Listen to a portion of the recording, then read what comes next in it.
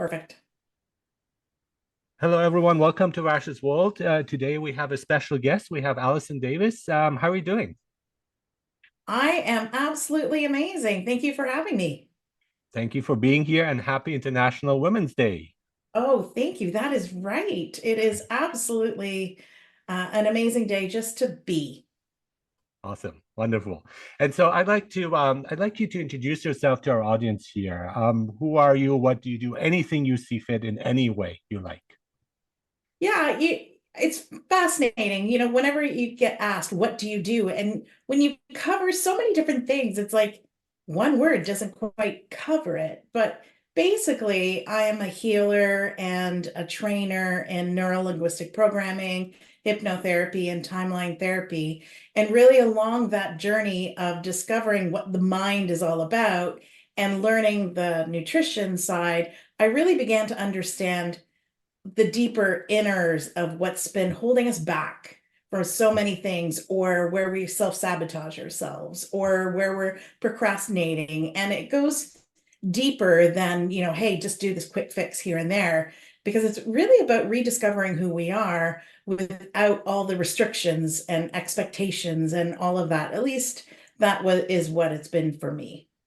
And in a sense, and I totally hear you, but in a sense, it's also joyful. It's not like, when we think Yeah. the idea of education often, and I'm an educator, and but it's not bad. It's not something that I have to do. Yeah. Once as you discover things, you just find the joy and fun of it.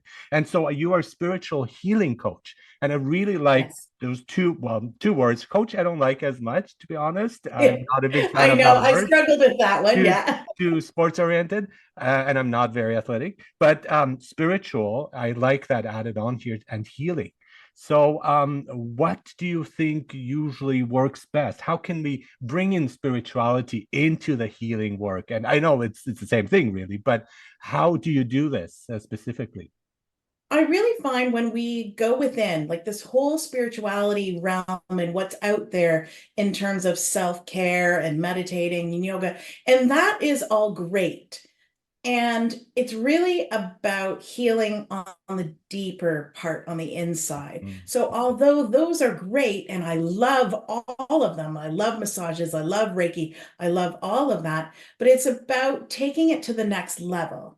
Because I feel like we have four bodies when we're dealing with our healing. We have the physical body, we have the mental body, and the emotional body, and the spiritual body. And a lot of people focus, and I'm not judging because I was one of them, the spiritual body and the physical body, and neglecting the mental and emotional because I was unsure of what that meant. And really, once I started diving in, at the beginning, I wasn't sure if I'd like the person that was on the inside. And when I embarked on the whole journey, and what I've discovered is that is so far from the truth, that I'm really love who I am on the inside, and now the outside is matching the inside. So it's really diving right into what are those things that are holding us back, the shadows and the deeper stuff, because there's so many amazing messages and wisdoms within it when we have the courage to really dive in and look.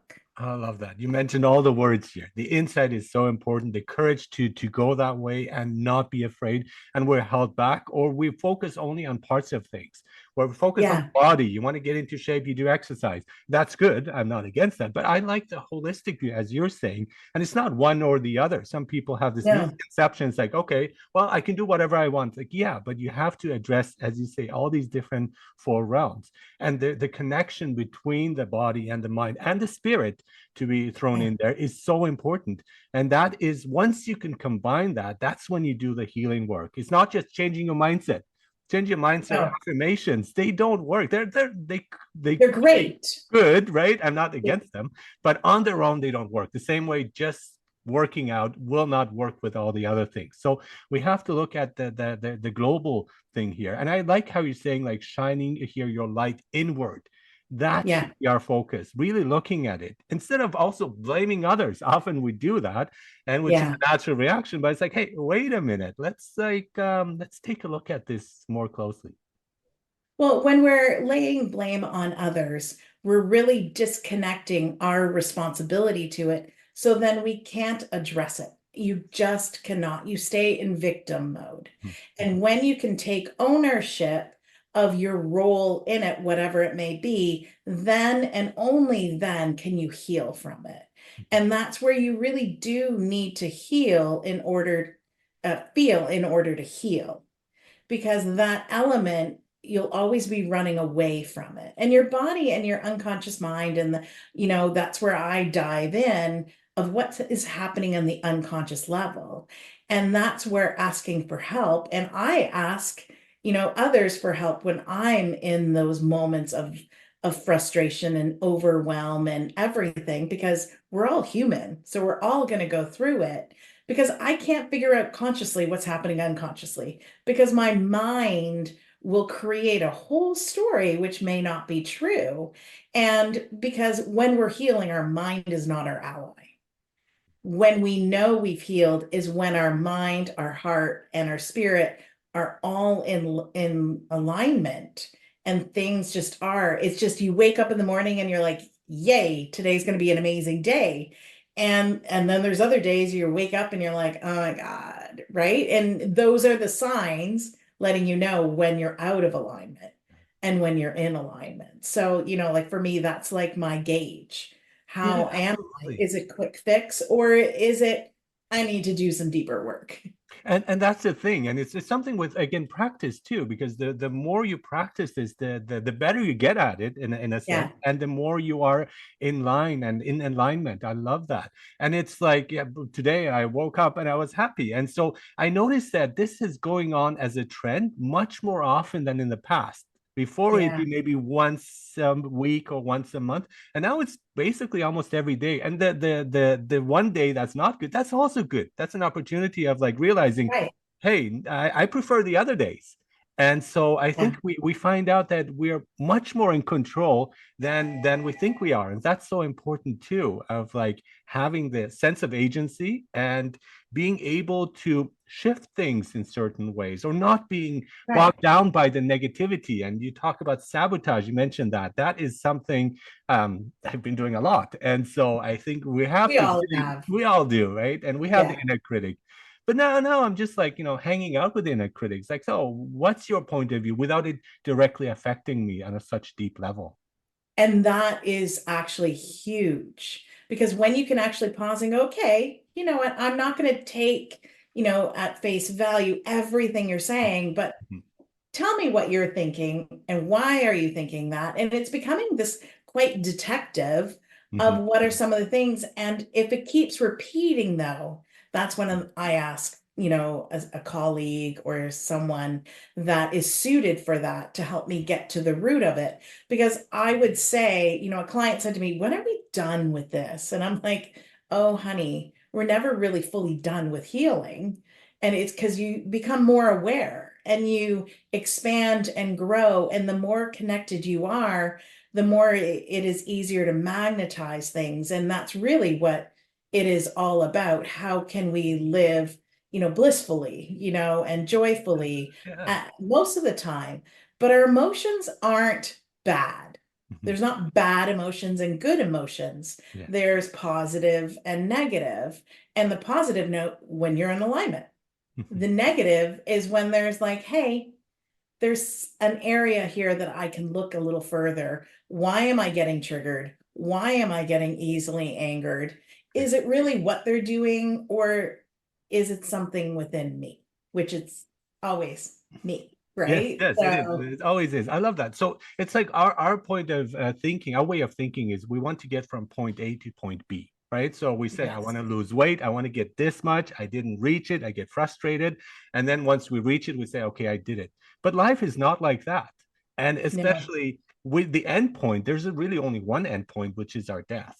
And so we right. want to fill it up with this adventure. There's no other place to get to. Just take it one day at a time and enjoy it as much as we can. And Yeah, it sounds trivial, but it's not. It's so important that we do. And many people don't. I mean, they say, yeah. "Yeah, I know this," but they don't really apply it. And it's simple, but it's not easy. And we have to really shift the many Well, things in many ways. it's simple, with a lot of effort. That's right. And really, I think that is where the misconception, with meditation, with hypnosis, Mhm, and all mhm, of these things, and Reiki, it's done to me. I don't have to do anything. mhm, And that's not really the case, because what we've learned in the science world, we have, our neurons connecting together, and we have the neuroplasticity that, what wires together, fires together, all of those things. And realistically, we have a new neural pathway when we change a belief, when we change our values, and we need action in order to solidify that wiring together, our new behavior. mhm, And it's fascinating because, I like to look at this from a different perspective. When we start something new, and, we can talk about willpower and imagination and all of that. That's kind of trippy and fun too. But the whole thing is, when we start something new, we have like little baby neurons in this new neural pathway, and they need consistent repetition in order to become, adult neurons. But about the 3 week mark is when we hit adolescent neurons, I like to say. And adolescents and teenager neurons are kind of like not always doing what you want them to do, right? Like they kind of want to create something. So that's where it's really having 100% commitment to your new behavior, new belief, because when you get hit with stress, we tend to fall back into old patterns if it's not solidified.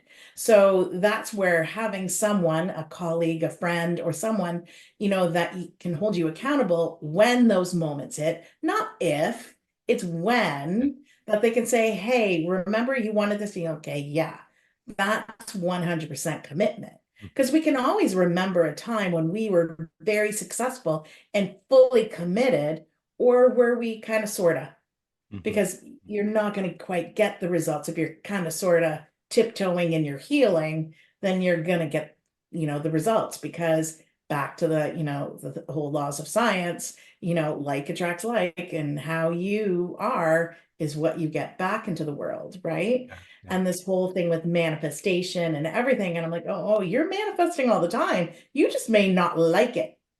And that's really, the whole point of it. Yeah, And that's really what going within and healing those parts, so we can vibrate higher mhm, and higher, and everything gets matched to it. yeah. So, and that, since I started really embracing it from that perspective, everything has been, I want to say, easier. It's not necessarily that it's easier, it's just I go through the chaos and everything quicker. Mhm. So Yeah, I'm not camping out, yeah. in the chaos, in the drama, in, the crap of it all.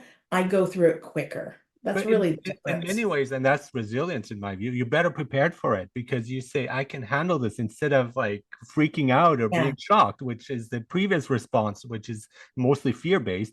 But now it's like you see it as a challenge. And that's something it's like I can take this on and just believe in myself. And plus, I mean, there are many things I will learn along the process. I don't have all the answers, but I'm willing to learn. I'm open to life. And I like what we mentioned, it's mostly like results oriented, what we see today. And in our mindset, my frame of mind is results. We want results. I want to get yeah, this job. We want a promotion and so on. But Alan Watts talks about, and I love this, he talks about dancing. When you're dancing, you're not planning to get, I want to get from this point to that point of the dance floor. You yeah, go with the flow, you dance, you enjoy it, you get better at it as you're doing it, you get a better dancer. So I yeah, think really like taking it one day in stride like that, but with that wonder, that awesomeness, and I want to mention that specifically because I love that the Aya, and really like bring that to life. And you notice that life is magical, even though it's rainy out, even though there are yeah. lots of things happening in your life. There's a beauty there. There's a fascination there. There is magic all the time with us. And that is an amazing point. And I love that analogy that you did with that. Because if I learned anything, I feel like one of my major life lessons is patience. Mhm. And I have a special ability daughter, and boy, has she really shown me patience. Let's just say that. And and hearing things with no filter. Like those are the pluses. And I'm much better human for seeing people for where they're at Yeah. from those learnings. Did I like the learnings? No, not in the moment of it all. Those are But the it's best kinds of really, learnings, though, especially the worst things that happened to me were the biggest like learning yes, opportunities there. Yeah. they really are. And now, I get curious. What is the deeper meaning to this? And it's that curiosity, because you can't be depressed, angry, frustrated when you get curious. It's a Mhm. higher vibrating word, higher vibrating energy. And so when you get curious, all the judging and everything isn't quite Yeah. there. Yeah. And Yeah. so that is really the key. And I have another, technique which I'd love to share with you Please and do. your viewers, is really when it comes to doubt. Everyone experiences doubt. Yeah. I don't care how confident they appear to be, but everyone does, because that's a sign that something is important to you. Mm. And when you start to question and our mind starts to race, the key is really to go, what I have learned along the way is to go, doubt is actually outside of me. Mm. And if doubt is outside of me, it can no longer control my actions. And so when I look at doubt, I know it's something really important and that I must go do now. Because if it wasn't important or something that wasn't going to make a big difference, doubt would not appear. Yeah. And so, if I want to help as many people break through their trauma, their depression, their anxiety, and really rediscover who they are on the inside, doubt's always going to be there and it's Oh going yeah. to stop. And so, rather than fear it, I lean into it. That I And if love. it's Yeah. outside of me, then it doesn't have the power over me. Exactly. And so, really from that perspective, it's Mhm. really, really, it's it's almost a go-to now, a Mhm. must go do. Mhm. Otherwise, doubt's going to hang out with me, and I don't want to have drinks with doubt. Well, my approach is slightly different. I actually like expand the room, my inner room. I give myself the leeway of experiencing that. And what I've noticed is that the more including doubt, including the inner critic, and just like expanding it. And once I do that, I become also more tolerant towards others, where I expand their Yes, room too. I give them room to feel various things. The one thing I found interesting is the idea of parts and part theory, where a part of you might be angry, a part of you might be negative, and so on. But that's not the whole thing. And once you find things in alignment, that part will fall into place and will not be negative anymore. So a lot of our negativity is bringing us down. And so I like what you're saying with like I like for me it was relaxed. You can't be relaxed and tense at the same time. So when yeah, you're it's like a relaxed, when you're duality, right? Yeah. calm, right? Then your response is not, you won't be on the defensive anymore because there is no attack. I am relaxed. So I liked what you're saying too. And I love leaning into it. Yes. I hear the doubt. And it's like, thank you. That's wonderful. But I'm just going to do it anyway. I'm not going to listen Well, to it. and that's And that's really the it. key Yeah. when we talk about parts. And I Mhm. love, you think we would have planned this, but this is amazing. When we talk about parts, and you can imagine within our mind, within our body, we have a part that's over here believing this, another part that's believing this, another part, and we can call them shadows or we can call them parts or whatever it may Mhm. Mhm. be. But there is so much energy that's locked in that part. And when you pause and you really work within, and this is really what I do with many, many clients, and this is what I teach, how to really dive in to the parts with the people so they can release it. And really, because at that point, now you have access to all that energy, all the resources that was trapped in that part. And you just feel like $1 million when you release all of that energy and resources. And it seems like, it appears like all of these opportunities happen to appear now because you resolve that part. They were always there, Mhm.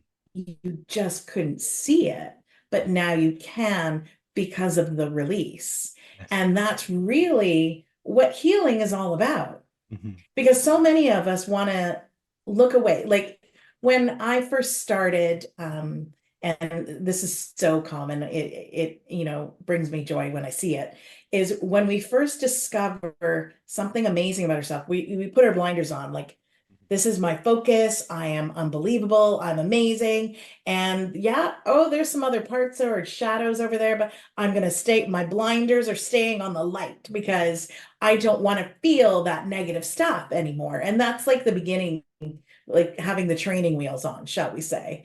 And then when you really pause Mhm. and take the blinders off and really be with those shadows, the most amazing things and wisdoms and messages and empowering things they are holding for you. But you have to have the courage to look within. Mhm. But those are the biggest. Like Yeah. those are, that's where I like to pull the affirmations from. Mhm. When you're in that state, when you release, those affirmations come from your soul. Mhm. And when they come from your soul, they move you every time you read them because they came from you. They're your truth. So, when you read them, and that's where I pull them in and give them to my clients and they post it and read it every day, there's like a visceral reaction within your body that you feel versus the created affirmations that you want to really, really hope, believe that will come true. Sometimes those don't carry the same magic. Yes, that's true. Absolutely true. And I love again also curiosity. I mean, that's really it. When you're curiosity about things like doubt too, you're just okay, well, let's look at it. Yeah, It loses its power over it you, does. right? And that's really important. And you mentioned energy, and I can tell you, like, I feel much more energy and energetic now than 20 years ago when I was younger. So Yes, it brings you yes, down. These worries, the anxiety, the doubts, and so on, bring you down. Like they are, yes. and on your mind and your body, you feel it. And once you release it, once you heal, exactly, then you have so much at your disposal. I can do so much. I have so much more time. I can get so much more done. So I Yeah. don't understand why people don't really dive into it, because it's going to be beneficial like all across the board, in your family, in your love life, at work, in productivity. There you go. No, it's fear, right? Because you Right. don't know what you don't know. Yeah. And Carolyn Myss did an amazing analogy about this, Mhm. actually. That, when you're at the first floor, you're living in New York, let's say, where it's or a very populated area, lots of tall buildings, everything, smog, all of that. And when you're on the first floor, you can't see the sky as easily. You can't see beyond the building that's in front of you. And then you start doing a little bit of healing and a little bit of work. And then you find yourself on the third floor and you're like, want to call down to the people on the first floor going, oh my God, the view is so much better here. You're above the noise a little bit more. It seems a little quieter, like, oh my gosh. But the people on the first floor are like, ah, whatever. You don't know what you're talking about. Like, that it's just it is what it is here, and this is my life, and I must deal with it, right? And then people move from the third floor to the fifth floor, and they're like, oh my God, the windows are bigger, you can see way further, you can see starting to see above certain buildings if you're, depending on the height of it, and you're like, you can start to see further and further, and the noise gets quieter and you're just like, oh my gosh, you gotta see it. And you're talking to the third floor people in the first floor, and they're like, oh my gosh, she's just crazy up there because she just doesn't understand. This is how it is. But then the more work and healing and everything you do, and more connected you become, you get to the penthouse That's what I was eventually. thinking. I was just thinking of the penthouse. Yes. And then you look across and go, oh my Yeah. gosh, Mm. there's the world that I can see the stars in the Yeah. darkness because there's no light pollution up here. Yeah. And it's just so much clearer and quieter. And I can see so far, Mhm. but the person on the first floor Mhm. doesn't grasp what it is. Yeah. I It's love it. It's only like once also we go the through it. frequencies we talk about in terms of spirituality too, the higher frequencies, and you can like tap into Yes, that. And I love another example too with faith, because when it's a cloudy day, the sun is there. We just don't see it, or we think it's not there, but it is there. And I very think true. that's really important too, to have faith in that process, to listen to this optimism and hope. It's not false if it comes deep from deep inside From within. and Yeah. from within. And so, how can we unlock that? And how can we get to the awesomeness that's within us, and often find things that we didn't know we were good at? These inner gifts that are hidden Yeah. until we kind of look at them. It's like, wait a minute, I did not notice. Sometimes other people know. It's like, hey, you're really good at listening. It's like, oh wait, yes, I am. I didn't know that. So how Yeah. do we do that? How do you spark the I awesomeness? remember actually, someone was like, "Oh, I'm going to help you unlock your superpower." I'm like, "Ooh, awesome." And they were like, "So what are you really good at?" And I'm like, "Well, I'm really good at this, this." They're like, "Yeah, that's your superpower." I'm like, "Oh, well, that was so underwhelming." Like, you know, but it's to really pause. Yeah, Things that you're really good at and easy for you may not be easy for someone else. exactly. And those are your natural born Mhm. gifts. And now everyone can expand and grow on that. But it's a matter of clearing the clutter. So in our mind, so we have an unconscious mind and conscious mind. I say unconscious, there's some frame of reference that call it the subconscious mind. And every time there's a conflict, anytime there's a question that we never resolve, like all of that has what I call the white noise in our mind. Mhm. And that clutters when we're trying to answer questions, when we're trying to be still and go within, then the mind is racing and it's going and going. And it's really when we can take that moment and pause and heal the things that from our past, from, some people believe, previous generations and all of the things that have been weighing us down so that we clear away the noise. Mhm. Only at that point can we really discover who we are. Mhm. But we have to be in our bodies Yeah. to discover who we are.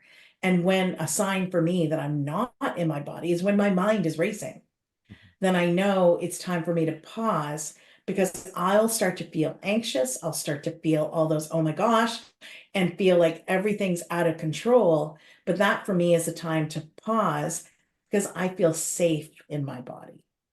And when we have a lot of trauma, when we have a lot of pain, when we are feeling stuck and frustrated, we don't feel safe Mhm. because then we have to feel, because in our body is when we feel. But when I get into my heart space and feel, that is when the truth is easy. The messages come because it's in those moments of pause that we can hear the whispers. It's much quieter, but the more you practice and the more you do, you learn how it is easiest for you. How it's easiest for me may not be for you because you're your Exactly. own Yeah. person. Yeah. And it's really unlocking and finding a mentor and finding a coach or whatever, someone who wants to figure out you with you. I've had mentors along the way that they just told me what it was. And that's not at all where I come from because it didn't serve me because I didn't believe it. If Mhm. I'm told something, Mhm. I don't believe it. When it comes from within, from deep within, then you can't not believe it Mhm. because it's there. But if you think long enough, you'll talk yourself out of it. Like, our mind is not our friend in those moments Yeah. Yeah. out of safety, out of ego, however anyone wants to word it. But it's really being comfortable with yourself, feeling safe to go within, which really takes work. Yeah. And it's not a quick fix. No. And my other big lesson was to surrender. Mm. And that for me was quite challenging because being a mom with special abilities kids and work and running the household and also having aging parents and did I mention I have another business and it was just Oh, and I'm supposed to do self-care. Oh, Mhm. and it just felt like everything was piling and piling and everything else that I had placed on myself that I wanted to control it all. And I felt like I could because a good daughter does this, a good mom does this, a good healer does this, but it's just all too much. And now it's a matter of finding out the harmony of how to interweave all of that, not balance. I don't Mhm. think balance is the right word. I I like think intervene. harmony Yeah. is, Yeah. right? Because there's going to be days where we're more than others, and it's okay. Mhm. Mhm. And we're human. We're going to stumble along the way. No one's, got a get out of jail free card Yeah. from that whole perspective. So Yeah. it's really, being truthful to who you are because life is so much more fun Mhm. from that perspective. Life is so much more enjoyable, Mhm. and the authentic love and compassion and empathy comes from that place. Mhm. Because then you really see when people are hurting, they're not attacking you, they're hurting, and I don't get triggered by them. Yes. And it's just like, wow.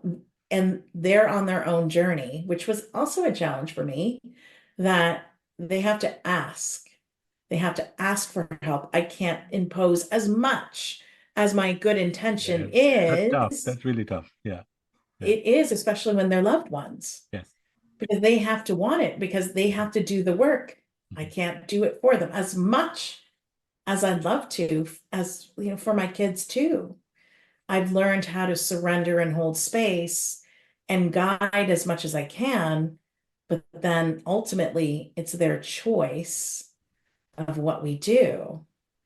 That's But the an more we important point. heal, the more choice we give them. But but we can lead by example. So when Yes, we are healed and we are happy, they become curious. Again, another word. And it's like, yes, well, what's your secret?